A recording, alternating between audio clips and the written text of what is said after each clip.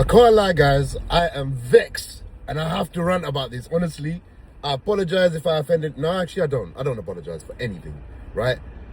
Bro, all day long, yeah? All day long, and this is to you, brothers, yeah? Over the last, God knows how many years, right? You know, the jobs I've had are normally in sales, retail, so you deal with a lot of young men, yeah?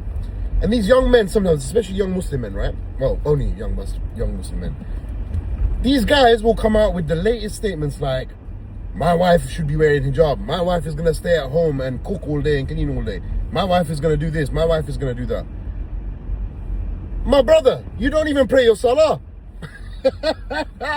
Bro, honestly, like, I've been seeing it over like TikTok, Instagram, all these stuff, right? I've been seeing it everywhere on all these social media platforms. And alhamdulillah, for many, many years, I haven't been on social media. So this is the first time I'm actually going on social media and seeing this nonsense.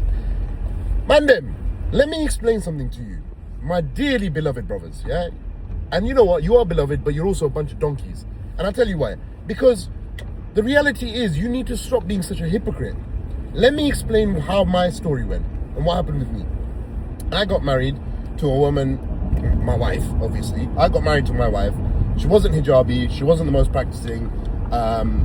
She didn't come from like a practicing family. Alhamdulillah, they had the basics. You know, she's Pakistani, so the reality is that, you know, she knew Quran, she knew Salah, you know, she had many things, but she wasn't practicing, right?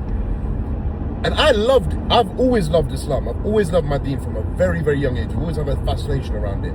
I've never studied it.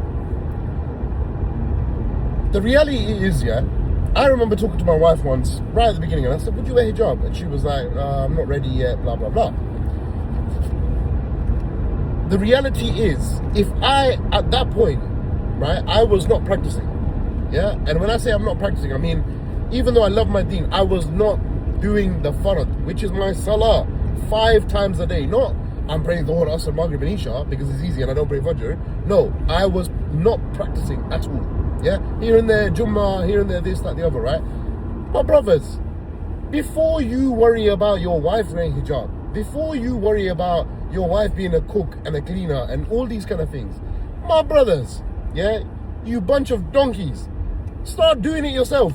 You see, what happened with me was, as soon as I started practicing my deen, as soon as I started really focusing after Ramadan, I started praying my salah 5 times a day, not missing it. I tried learning more about my deen, trying to read books.